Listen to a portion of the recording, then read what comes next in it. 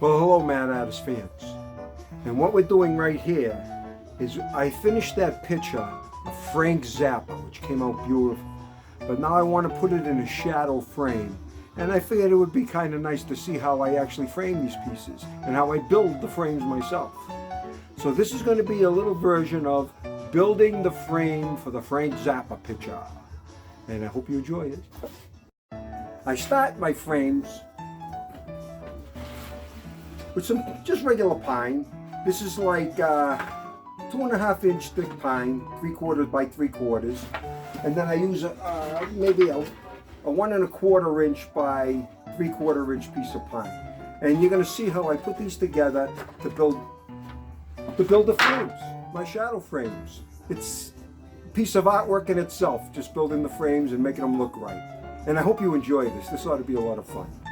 Well, might as well get. Now we're in business. Now I'll hold that tight like that and make sure that it's nice and flat.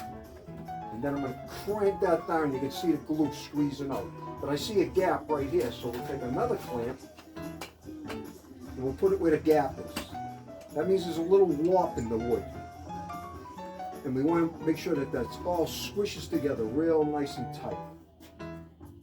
And the last one goes on the end, where I can see a nice gap right here. And I can see that it's not perfectly flat. So I'll push that in so it's perfectly flat. Oop, loosen it. And tighten that one up. Now we got it all tight. You take a wet rag and you wipe all this glue out of here. Because this glue, believe it or not, if you let this glue harden, when you go to sand this thing, you're going to have a nightmare doing it. Glue hardens harder than the wood. And it's always a pain in the neck to sand glue. So you take a nice wet rag, because it's all water soluble. Pieces of our frame that we're going to use for the Frank Zappa picture have all dried. So now what I'm going to take a punch right here. And I'm going to drive the nails in so you don't see them. And all you do is one little smash, that's all. Even though this is going to be the back of the picture, you still don't want these things to be seen. And I'll show you what we do after that. Well, you've just seen me fill in all these holes on the back side of this wood. And now these things are all set to go. We're going to let them dry a little bit and everything else. And our next move will be to measure the picture. And this is very important. This is the most important part. And I write this down every time I do it. You got to measure the picture because the picture is going to sit inside the frame. It's going to sit inside its shadow frame. So the painting is going to be on the outside. So you have to drill and screw it in from the bottom. So you basically have to measure the actual picture and deduct like a 1/2 inch on each side. And you got to make sure that those measurements are perfect before you do this cut, because if you make this cut and you don't do it right, then you just ruin the great piece of wood. We made the first cut on this piece of wood. Now we got to measure it. And this is going to be 38 inches. So we got to make sure that the 38.5 inches, it's not 38 inches. You go to the paperwork right here. 38.5 inches. I set this at 38.5 inches right there, and then I'll go over to the end of this and I'll mark it off. That's 38.5 inches from the inside, because we want the inside. The measurement's got to be from the inside of the frame. Now what I'll do is I'll move this over here and we'll change this to 45 degrees in the opposite direction. So when I cut this piece, it'll have 245 degrees going in each direction. And that'll be our piece. But first, before I touch the trigger or anything, you have to line it up just in front, just behind that black mark. Now you can see what I'm doing with my hand over here. I'm pushing this against the backdrop, the back brace of the saw, to make sure that this cut gets nice and low. And now we cut it. There. And what do I have? Let's take a look. Get my ruler. Measure it out. We have 38.5 inches. That's exactly what we're looking for. 38.5 inches. But you know, usually when you finish painting a picture, the darks get a little dull, and then the whites, when you start to put a varnish on them, right, it beads up. And you got to sit there and beat it down in order to get that bead away from, you know, make it even. Because it beads up like water on oil, you know what I mean? And I was always thinking how to fix that, and I just did it with the John Lennon picture. My son left a gallon of flat matte finish, which you can paint onto a painting as a finish, or you can use it when you're doing more to a painting in order to like get it so the paint will flow better and everything else, because it mats out the whole surface.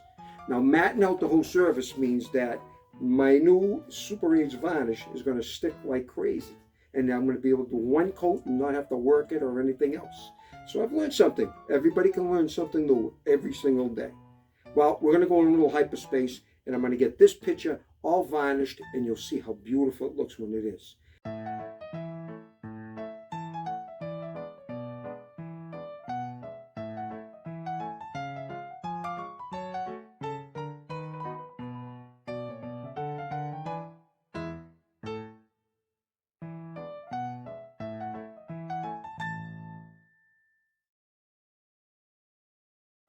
That was quick and that was painless, wasn't it?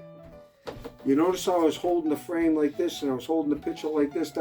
I'm letting the light reflect off the picture so I can see if I missed any spots. But you can see how this thing just brought the color right to life on this picture. The color just jumped out as soon as I put this clear on. And this stuff's great too, because the other stuff used to take a while to dry. Sometimes the stuff would get sticky on hot days. This stuff dries and it's perfect. An inch. And then we got to make sure that these things are all nice and straight. And everything's fitting nice and snug together. This thing has to be perfectly, bring it up a little like that. Beautiful. There we go. That's nice and straight. We're going to go to this side where you make sure this is nice and straight. Sometimes you got to move these pieces up a little. You gotta make sure the corners all meet and everything's nice and flat. These areas are flat. And this one, geez, this thing's practically already there. And we'll leave that just like that. That looks perfect. And we'll bring that up. Now we can really tighten. And you tighten it as tight as you can tighten. And what that's doing is that's pulling all these mited corners, these 45-degree corners, together with tension. I just set up the shadow frame for the picture of Frank Zappa. And now we're going to paint it. We're going to paint it a flat white. We're going to put like 3 coats of this white on here. And then we're going to urethane it with like a satin finish. And when the Frank Zappa sits in this picture, it's going to be out of sight.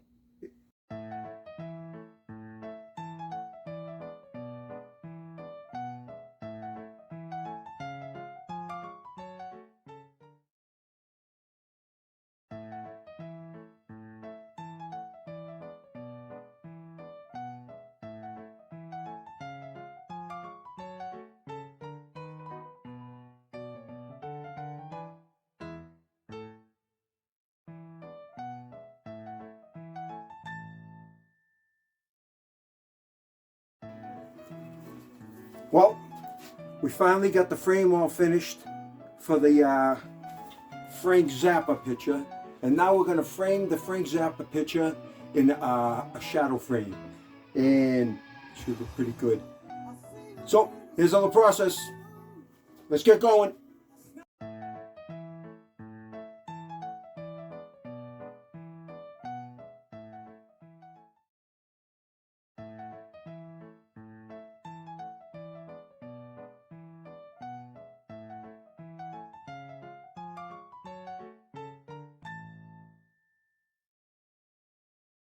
Well, Mad Adders fans, this is the Frank Zappa frame, and I used a nice white shadow frame, and I think it really enhances the picture and makes it look good.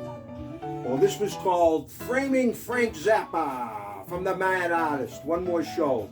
Peace and love. And we'll see you later. We'll see you for the next episode. Bye now.